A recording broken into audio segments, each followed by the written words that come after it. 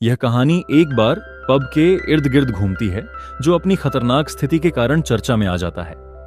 बार का नियम बेहद अजीब और खतरनाक है। जो कोई भी बार के अंदर से बाहर निकलेगा, उसे गोली मार दी जाएगी। कहानी तब शुरू होती है जब सरजू नाम का एक व्यक्ति बार के अंदर आता है। उसी समय एक अन्य व्यक्ति बार से बाहर निकलता है। जैसे ही वह व्यक्ति बार के बाहर कदम रखता है, अचानक एक गोली चलती है और उसकी मौत हो जाती है। यह दृश्य देखकर बार के बाहर मौजूद लोग डर के मारे भाग जाते हैं। किसी को समझ नहीं आता कि गोली किसने चलाई और कहां से चली। बार के अंदर मौजूद लोग भी घबरा जाते हैं। यह स्पष्ट है कि बार के आसपास कोई खतरा है, लेकिन कोई समझ नहीं पा रहा कि आखिर यह हो क्या रहा है। बार में मौजूद लोग आपस में चर्चा करते हैं कि इस हालात में क्या किया जाए। बार के अंदर मौजूद सेंथुर नाम का व्यक्ति पुलिस को कॉल करने की कोशिश करता है, लेकिन उसके फोन में नेटवर्क नहीं होता। ऐसे में माको नाचो वासोल, एक अन्य व्यक्ति, बाहर जाकर स्थिति का जायजा लेने की कोशिश करता है। जैसे ही वह बाहर निकलता है, उसे भी गोली मार दी जाती है।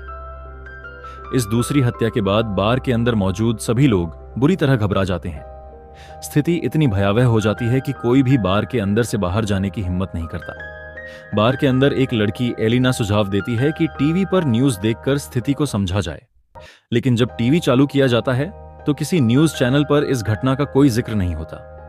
इतना ही नहीं, जब बार के अंदर मौजूद लोग खिड़की से बाहर देखते हैं तो उन्हें यह देखकर और भी झटका लगता है कि जो मृत शरीर और खून बाहर पड़े थे, वे अचानक गायब हो गए हैं। यह देखकर बार के लोग इस नतीजे पर पहुंचते हैं कि यह कोई साधारण घटना नहीं है।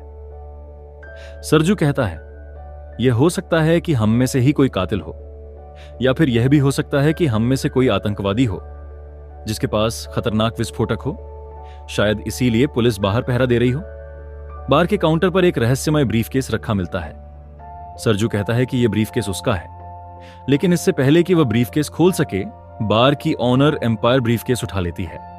इजराइल, एक अन्य व्यक्ति, ब्रीफकेस खोल देता है। ब्रीफकेस के अंदर महिलाओं के कपड़े मिलते हैं। इसी बीच बार के बाथरूम से अजीब आवाजें सुनाई देती हैं। जब दरवाजा खोला जाता है तो वहां एक बेहोश आदमी मिलता है।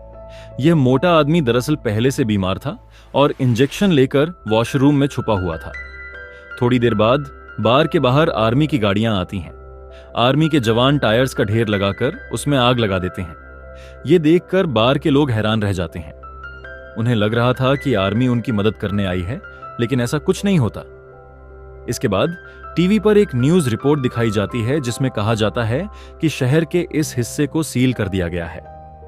बार के अंदर मौजूद लोग समझ जाते हैं कि सरकार ने इस क्षेत्र को क्वारंटीन कर दिया है। बाथरूम में बेहोश मिले व्यक्ति की हालत अचानक बिगड़ जाती है।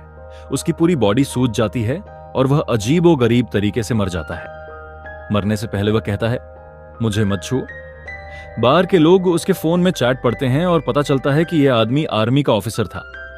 चैट से यह भी पता चलता है कि वह एक खतरनाक वायरस ऑन से संक्रमित था। फोन में यह भी जानकारी मिलती है कि इस वायरस के लिए वैक्सीन मौजूद है, लेकिन जब बार के लोग वैक्सीन खोजने की कोशिश करते हैं तो उन्हें कुछ नहीं मिलता। बार के लोग इस नतीजे पर पहुंचते हैं कि वे सभी खतरे में हैं।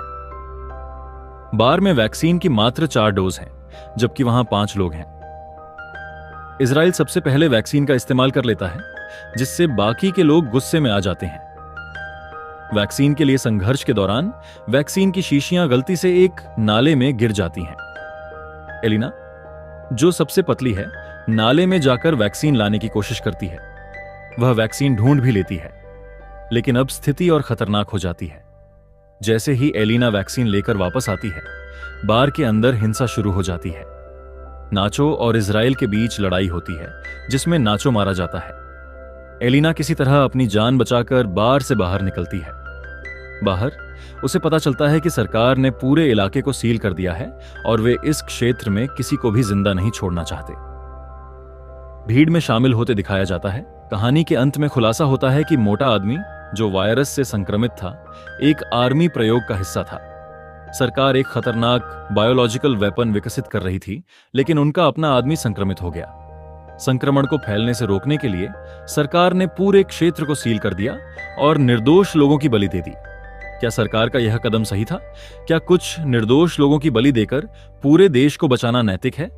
ये कहानी हमें मानवता और नैतिकता के बीच के संघर्ष पर सोचने पर मजबूर करती है।